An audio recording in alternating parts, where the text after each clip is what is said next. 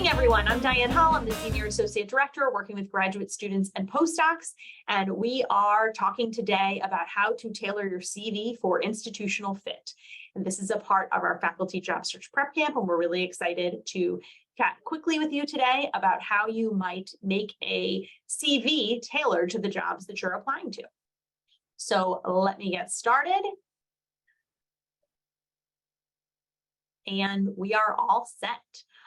So again, welcome everyone. This is part of our faculty job search prep camp. At the end of today's program, I will share with you some of the other programs that are coming up today that you might find interesting as well. So again, to introduce myself, I'm Diane Hull. I work on the team here in Career Services that works with graduate students and postdocs. We are really excited for the start of the academic year, which is just next week. And we are really excited to have the opportunity to meet with you individually, as well as meet with you this week to talk with you a little bit about the questions and topics that are relevant to the academic job search. So telling you a little bit about the basic components of the faculty applications is what we're going to be talking a little bit about today. We're going to talk very briefly about what goes into a CV. Then I've got some real live job ads that are actual jobs open that you might be interested in applying to. And we're going to talk a little bit about how you might read a job ad and how you might interpret some of the things that you might glean from that would help you figure out how to create your CV so it could be best personalized for the role. Then we're going to talk about how to personalize your CV, and we're going to go over some resources and where you might be able to see some samples. So we're here to talk today about CVs, but I wanted to make sure that we were really clear about what some of the components of a faculty application are. Everyone's going to ask you for a CV and a cover letter. Almost all are going to ask you for a research statement, a teaching statement, and or a statement of teaching philosophy. Most schools will also ask you for a diversity statement, although we have been seeing some changes on that in the last few months. A teaching portfolio is a possibility, a writing sample, and a statement of faith. This is only occasionally that you're going to find at faith-based institutions that will sometimes ask you for this. So all of this can leave you feeling a little bit overwhelmed. So let me break it down for you a little bit. So what is a CV? All of you as doctoral students and postdocs have a CV in some way, shape, or form. For the purposes of a faculty job application, the purpose is really to get you an interview. It is a comprehensive list of all of your academic credentials and accomplishments, any kind of jobs that you might have had, postdocs, funding that you may have gotten over the last few years. CVs are really going to vary from discipline to discipline, and so that's one of the things that I always want to make sure we chat about, is that the caveat is that you really need to go back to younger faculty in your department, to alumni, to make sure that you're really hitting the standard that you're going to find in your particular field. And that the organization of your CV can really vary depending on what type of job you're applying to. So some of the job samples that I'm going to show you are very teaching focused, others are much more research focused, others are somewhere in the middle. And so the order in which you put things in your CV really is going to vary just based on what it is you're applying to and also what your goals are. And as time-consuming as it is, it really is possible to tailor your CV for each job application. So things that you want to think a little bit about in terms of writing your CV. The first is the right kind of sections. What kind of sections do you want to make sure that you include? How to prioritize these. Again, I mentioned putting most relevant ones first. Using the right language of the department and institution. And we'll talk a little bit about when we look at some of these job descriptions that I found a little bit about what kinds of words might you use that might be helpful. And again, the key here is to emphasize the most relevant aspect of your experience. So when a committee is looking at your CV and looking at your entire document, they're really reading for three things. They're looking for academic pedigree, right? Have you met what it is we say that we're looking for in terms of the type of degree? They're looking for productivity as a scholar. And again, productivity as a scholar is going to look a little bit different depending on what kind of a school you're applying to, depending on what type of a department you're in, right? In some fields, it's very common to have 10 publications before you start applying to jobs. And in others, your first publication might be your dissertation. It's also really down to institutional and departmental priorities, right? What is it that they're looking for? What's the whole? Why are they hiring? The primary purpose, though, of an entire CV is really for them to get information, make it easy for them to find what they want to find. Guaranteed, this is the one document that everyone will read on the search committee, right? We hope that they're reading everything that they send you, but we don't really know that. And so, but we do feel like they're all looking at the CV. This is your academic life in detail, and no one likes to hear me say this, but you really do need to revise it to be specific to all the jobs you're applying to. So when you think a little bit about tailoring your materials, you really want to do some research and take the opportunity. You're not only applying for a job, but you're taking the opportunity to show them what you know. So show your knowledge of their department, of their institution. Familiarize yourself with the types of research that they're doing, what kind of course offerings they're having.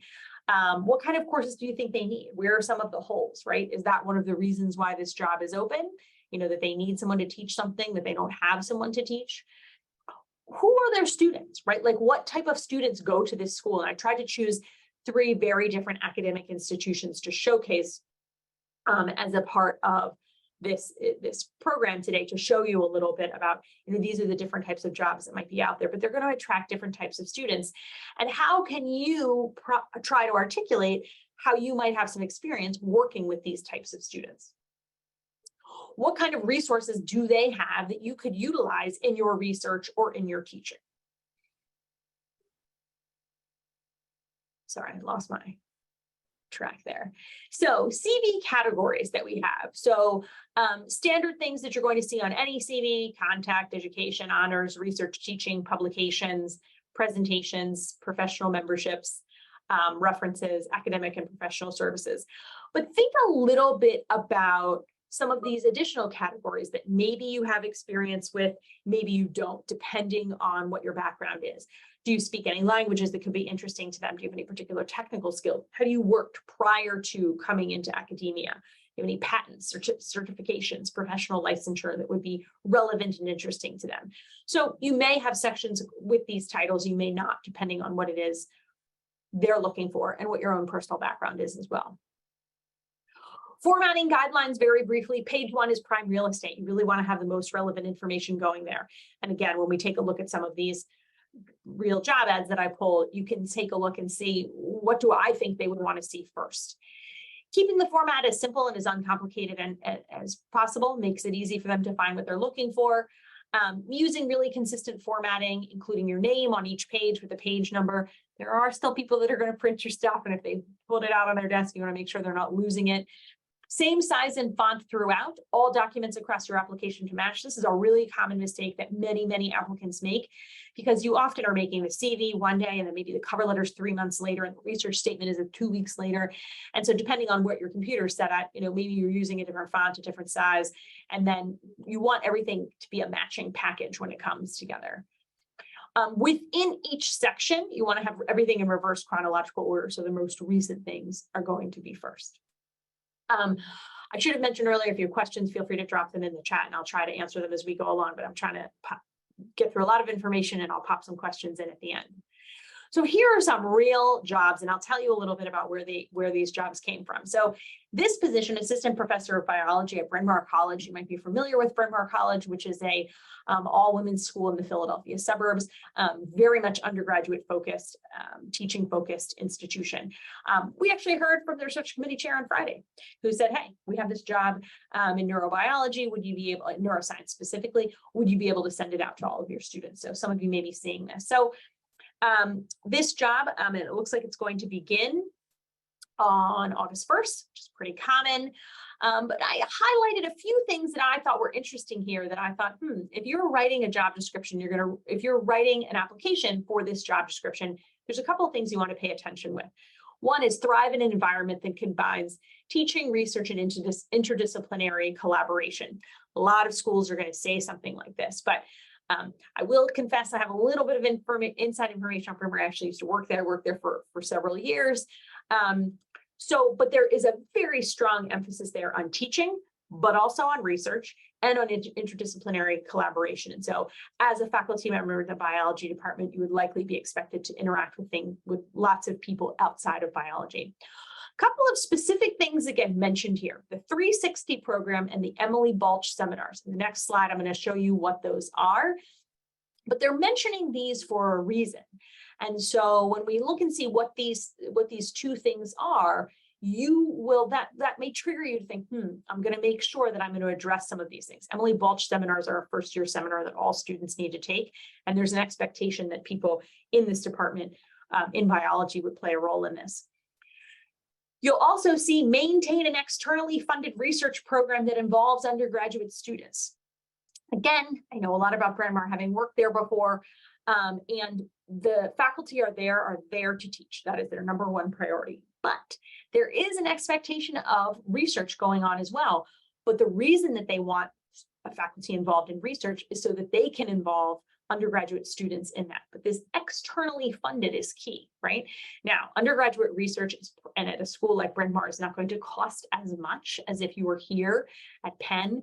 Your research, the money that you would need in order to run your research here could be more expensive. But the key is externally funded. So is there a way in your applications that you might be able to mention that you have experience in getting external funding? They also want a statement of teaching philosophy that includes a short description of potential courses to be offered. So what that tells me is they're looking for something innovative. They're not just looking for someone to, repeat what someone else has done. They're looking for someone to also brainstorm about where they might see some holes. So just these brief pieces that I've highlighted will give you some guidance in terms of thinking a little bit about how you might create your document so that you might share something with a school like Bryn Mawr that's going to be more, definitely more applicable to what it is they're looking for. So here's the 360 course clusters. Students have an opportunity to participate in a cluster of multiple courses connecting students and faculty in a single semester for the purposes of research and scholarship. It is an interdisciplinary and interactive way of sort of bringing together scholars across disciplines. So that's telling you what that is. Emily Balch seminars are what all first-year students need to take at Bryn Mawr. Critical, probing, thoughtful approach to the world and our roles in it. These challenging seminars are taught by scholars and teachers of distinction within their field and across academic disciplines. So there was going to be an expectation that you're either going to teach one of these seminars, create one of these seminars, contribute to them in some way. So again, that's going to help you think a little bit about, maybe you didn't get to do this at Penn, but maybe you went to a small liberal arts institution and you want to talk about, you want to think a little bit about what you gain from those seminars, and that could help you in writing your CV and your cover letter as well. So to contrast that, here's the University of Florida Assistant or Associate Professor of Journalism and Communications. Now, the title alone tells you they're looking for an assistant or maybe an associate, right? And so that might mean that there are going to be people applying to this job who are assistant faculty somewhere else who are looking to make a change. And so that can make you think a little bit of that. You see here some of the things that they're looking for. Political communication, visual communication, digital media, communication technology, a lot of things that they're covering here. One of the key things that they say are show evidence of top-tier publications with potential for external funding, if applicable. And so what you want to think a little bit about is, how might you be fitting in with all of these different areas that they're really looking for? When we're talking about journalism studies, when we're talking about journalism and communication, they're really kind of reaching wide here in the types of things they're interested in. But this top-tier publications with potential for external funding, if applicable, is important to remember, right? So then that's going to clue you in. Maybe my publications need to go on the first page. Maybe any external funding might need to go on the first page. One of the things that you will see that they are not looking for at the University of Florida is a diversity statement. So that's one of the things that we're seeing changing in some states based on their state laws. So that's just something to note. But there will still be a lot of institutions that do want a diversity statement. So here's a third job, University of Chicago, Assistant Professor of Economics, right? And so, University of Chicago, similar to Penn, but also very teaching focused, right? Very, very teaching focused. We know that about the University of Chicago. And so you'll see a little bit about what it is they're looking for. And I forgot to highlight this, but in their teaching section, they are looking for student evaluations, right? A teaching statement, a research statement, and student evaluations. That's going to clue you in a little bit. If you didn't already know, University of Chicago, while a large R1 institution, is also very focused on teaching undergraduates, right? And that's something that they're looking for. So that's cluing you in a little bit on what you're going to maybe highlight. You will also see that they mention applicants are strongly encouraged to submit published or unpublished research papers, right? Not something that we saw in these previous two applications. And so when you see this, you can start thinking, okay, teaching focused, but they're really, really interested in what I'm published or what I might be publishing soon, and they actually want to see those. So this is just 3 different examples of how you can kind of pull out what might be really important to them and what I might be really interested in focusing on. So tailoring your content, let's talk a little bit about this. So the first step is to think a little bit about what kind of research you can do, right? We've just gleaned some information. So what seems to be the priorities of the department and what seems to be the priorities of the institution? Some of that you're going to get through the job ad, but as you saw, those job ads were pretty quick, right? So you're going to have to go on each department website of economics, journalism, communication, biology, and see what are some of the priorities that seem to be, kind of the direction they're headed. What do others study in the department, and do you have a niche, right? And is your niche something that they don't have, or was it complementary in some way? What unique resources do they have that other institutions don't have, right? So using Bryn Mawr as an example, they've got their 360 seminars, they have their Emily Balch seminars, right? This is something that makes them a little bit different. And what are the primary responsibilities of the position? So when you're thinking a little bit about how you might tailor your CV, if you were applying to Bryn Mawr, again, you're not going to apply to both of these, all these 3, because they're all in different areas. But if you were applying to Bryn Mawr, I know that interdisciplinary teaching is going to be something that's high on their list. But then if you were applying to University of Chicago, if you're applying to University of Florida, they're really interested in your publications. So maybe that's going to go above the teaching, right? And so the content of your CV might not change dramatically, but the order definitely is going to change. So that's something you really want to think about. So as you look at the different jobs that you're planning to apply to, you also want to think a little bit about sections that you might not have thought of. So I mentioned earlier, standard sections that everybody's going to have, regardless of what their discipline is or what their experience is. But then there's some sections that maybe you haven't thought about. So the first is research interests, right?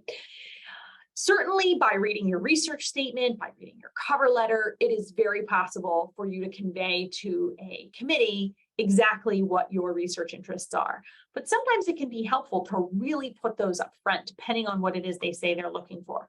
This is an easy way to give search committees a quick way to find what your specific field of study is.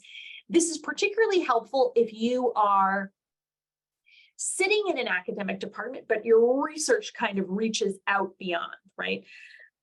So for instance, I recently met with someone who was a political science PhD student, but their research was really very data quantitatively focused, which isn't something that you might expect, right? And so showing those research interests might be a good way to do that. Keywords associated with your research interests and your expertise. That job description may provide clues on what kind of relevant terms and keywords you might want to use.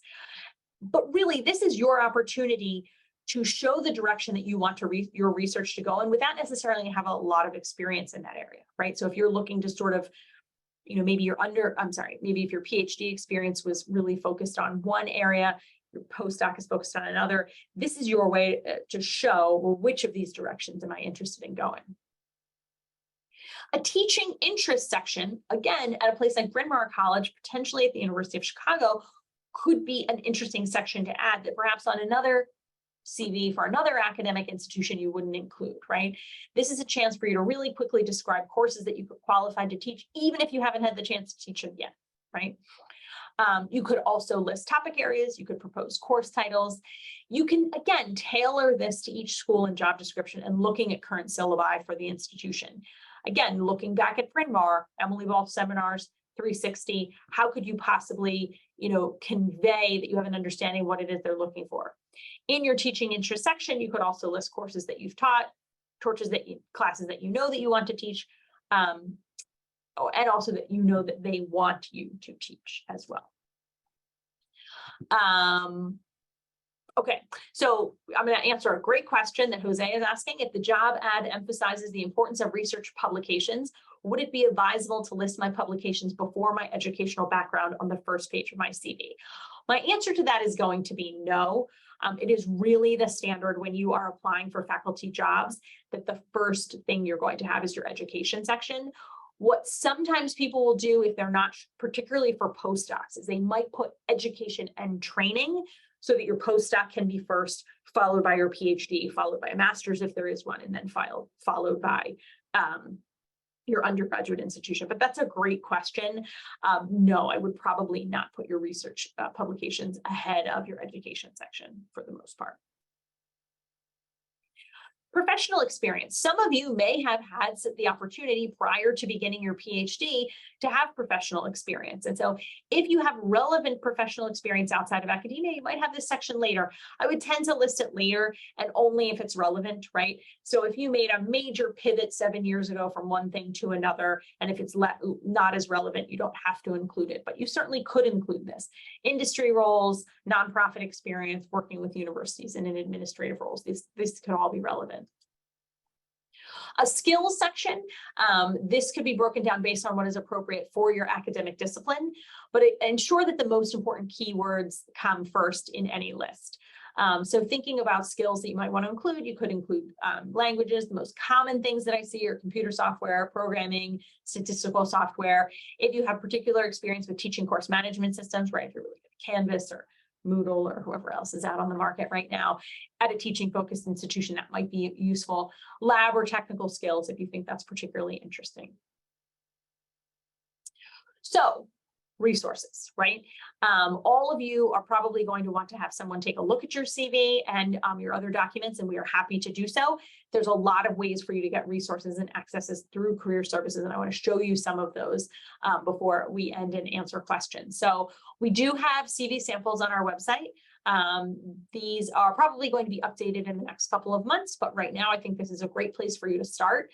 And so this is the link on Career Services website. We do have this application materials for the faculty job search section of our website, in which we go over all of these documents. And there's really chock full of information that's going to be helpful. This is our applying for faculty positions guide. If you come to our office in person, you can pick up a paper copy of it. You can also look at it online. This has a lot of information about the overview of the faculty application process, what kind of elements of a campus interview you might see, sample interview questions, how to negotiate for faculty jobs. Imagine PhD is a great resource. Interestingly enough, Imagine PhD is a e-learning platform that is designed specifically for students in the social sciences and humanities who have an interest in doing something outside of academia. It was actually created probably about 5 years ago by a conglomeration of universities across the US, Penn included, who were working with PhD students and postdocs who had an interest in doing something outside of academia. So I'd encourage you to take a look at this career exploration tool, but they have some really great samples here on their, if you take a look at their research intensive faculty job family resources or their teaching intensive faculty job family resources, they actually have actual job descriptions, a tailored CV, and a tailored cover letter for each of these opportunities there. And this can be a great way for you to, again, see a specific document and see kind of what direction do you want to go in terms of tailoring. So this is a really great option. Career Services has partnered with this amazing platform called the PhD Career Training Platform. The PhD Career Training Platform has two directions that you can go. It's an e-learning platform. You log on to it using your pen key. One is for professional careers and one is for faculty careers. And there's a lot of information. They are coincidentally offering their academic job market bootcamp this week. Every day at noon this week, they are having a 1-hour virtual program about different pieces of the application packet. And today they are having cover letters. Tomorrow's research statement, Wednesday's teaching statement, Thursday's teaching portfolio, and Friday is the diversity statement. So I would strongly recommend that any of you who are interested take a look at some of these programs. They're in addition to what we're offering as part of our faculty job search prep camp as well. All right, let me keep going through this. Oh, someone's asking, will the recording of this section be available somewhere online? Thank you. Yes, we will have recordings available. It may be several weeks until we get those up there. And so we will have recording. There's another larger question, but I want to get through these resources and then I'll get to questions as well. Also in the PhD career training platform is a video library of one-on-one interviews. These are conducted with PhDs, and I think you'll find this really interesting. It's an easy way to sort of do a networking interview with someone, but someone else has done the networking interview for you. They range from about 10 to 15, maybe sometimes 20 minutes, so highly recommend those. Penn is a member school for the National Center for Faculty Development and Diversity. So Penn has paid for you to have access to this, and they have a lot of information for people preparing for the faculty job search. I just was looking quickly last week to see what kinds of programs do they have coming up. They have this 14-day writing challenge for those of you who need some help in terms of moving forward with writing. They have lots and lots of resources on this website as well. So getting individual support for your questions. We in Career Services are happy to meet with you individually to review some of your documents that you might have as you prepare for the academic job search. So we can help you discuss a little bit your career goals. Maybe there's a lot of different things that you've seen out there. You're not quite sure what direction you want to go.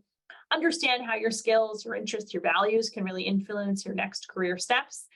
We can talk with you a little bit about networking, a little bit about how you might explore some of these things that seem interesting and you're not too sure. Getting feedback on your job search materials and practice interviewing, and understanding negotiating, which is where you all hope to be in the end. You can schedule individual appointments with us through Handshake. So all of you got on Handshake today in order to register for this event and then to find the link to the program. You are welcome to schedule an individual appointment with us. We do have some additional appointments available this week, and we will have appointments available next week as well. So I encourage you to take a look at those to get individual feedback.